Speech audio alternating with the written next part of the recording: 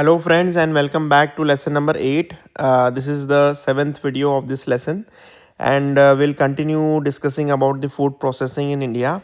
In this video we will focus on what are the socio-economic effects of food processing industry in our country.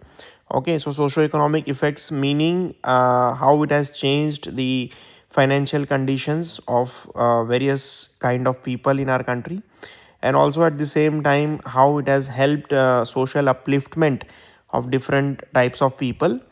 We'll also look at some of the risks that are associated because of food processing industry and of various government schemes promoting it. Okay, so let us look at category wise. This will help you to write better answers also. If we look at this particular issue, to through various by categorizing them into various kinds of people. So the first is will study the socio-economic effects of food processing industry on farmers. Okay, so what are the effects on farmers? The first one is and this is mostly we have covered in the previous videos also, but here we are kind of summarizing everything. So for farmers, higher farm gate prices they'll get because processing adds value, increasing farmers incomes. Example, milk is sold at 30 rupees per liter, but cheese is sold at 300 rupees per kg. So again, very important example of how processing units at the farm gates in small processing units in rural areas can help increase incomes of the farmers. Then reduced post harvest losses also. Processing extends shelf life of the products, saving almost 1.5 lakh crore annually in losses. So huge amount can be saved in our country. Contract stability, assured procurement and stable prices, because the processing industry, if they have a contract with farmers, they will obviously purchase it. So farmers have a fixed demand for their produce. Then risk diversification is also there. Converting perishables into processed products reduces dependence on volatile fresh produce markets. This I had told you in the previous video, as to sometimes distress sales are done by the farmers, and because of processing units it can be minimized or it can be reduced, because they don't have to sell it in distress now, because they can process it, they can store it, they can increase the shelf life of the product, and they can get better prices also. So there is a risk diversification.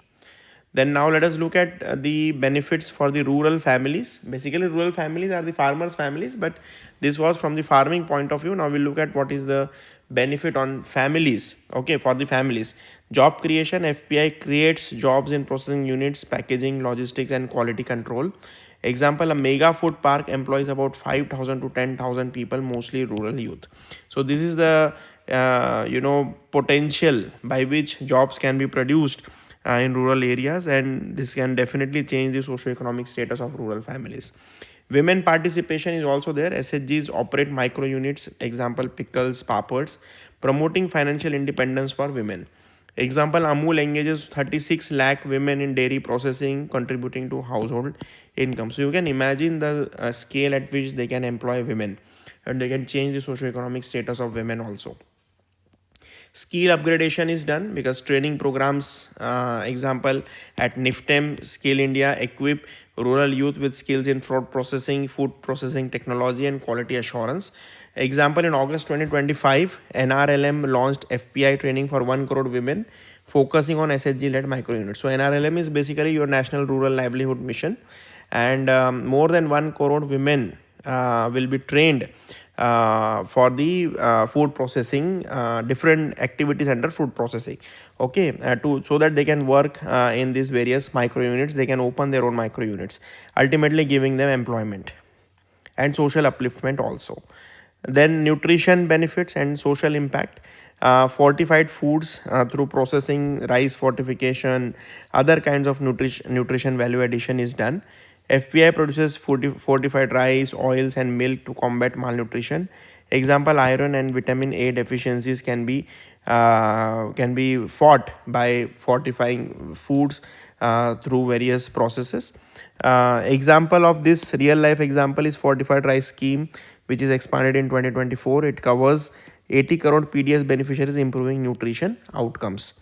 Then safer foods, FSSAI compliance ensures processed foods meet safety standards, reducing health risks.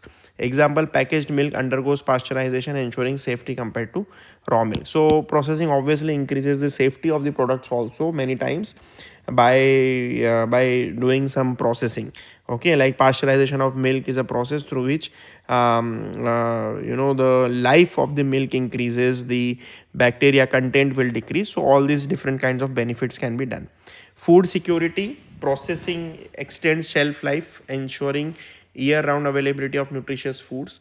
Example, canned vegetables and frozen fruits provide off-season access also.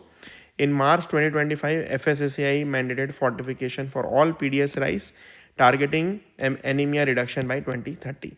So fortification of rice again through small processing units, very very successful story for improving the nutritional outcomes. Then it also leads to regional development, ODOP districts.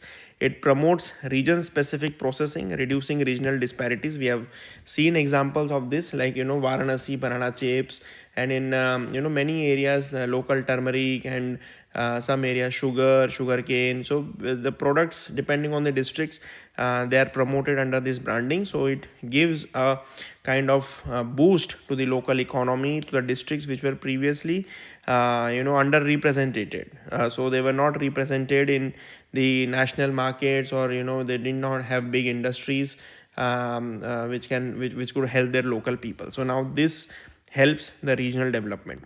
Mega food parks, centralized hubs which create jobs and infrastructure in underdeveloped regions.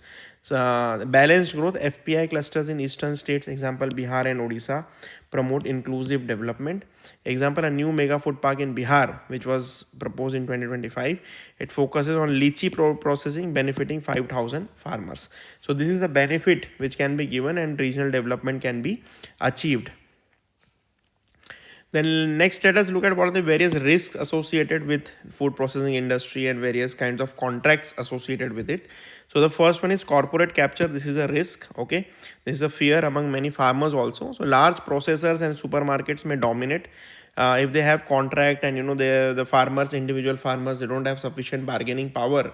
So these people may also dominate these farmers. They can take undue advantage of their positions. By reducing farmers' bargaining power and exclusion of small farmers also. Then displacement of small traders, supermarkets and e-commerce platforms threaten traditional retailers and mandi traders. Example, Kirana stores versus Reliance Fresh and big baskets.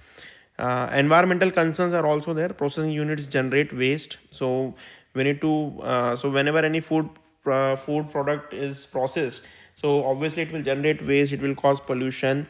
It requires sustainable practices. Example, dairy units in Punjab face criticism for water pollution. And Ministry of Environment has introduced green norms for FPI units in 2025 to reduce waste and emissions. So we need to take care of our environment also. Any development should be sustainable. And we have to remember, while writing answers about this socio-economic benefits of FPI, we have to link various disciplines here. So remember this interdisciplinary linkages associated here. The first one being understand the geography. So rural-urban linkages, location factors, etc. need to be properly understood. Economy also needs to be seen, how it gives economic benefits like creation of jobs, exports, and value addition. Social issues, from social point of view also we need to see, like women empowerment, nutritional security, and poverty alleviation. And environmental point of view, we need to focus on the fact that any food processing industry will obviously cause pollution, and also generate a lot of waste. So there has to be a system or a mechanism through which this waste is properly managed, and this pollution is reduced. So sustainable processing practices need to be adopted. And finally, it comes to governance policy. The government should properly regulate these sectors so that proper loans are available, proper support is available, skill is available, training is available. At the same time, we have a proper regulation so that the safety concerns are also taken care of. Labeling and branding is also properly taken care of. So policy implementation like PMFME, PM Kisan Sampada Yojana, digital initiatives like ONDC, AgriStack, this can be highlighted, which ultimately support this food processing industry. So we'll continue food processing industry in one more video, where we'll see how these supermarkets help the supply chain management of food products in our country. Because here we have mentioned about the supermarkets like Reliance Fresh and Big Basket. So we'll have one more video, we'll see, because it's an integral part of this food processing industry, in the food supply chain also, from farm to fork when we talk about that. So these supermarkets play an important role, so we'll see about that, and then we'll end this topic. Thank you.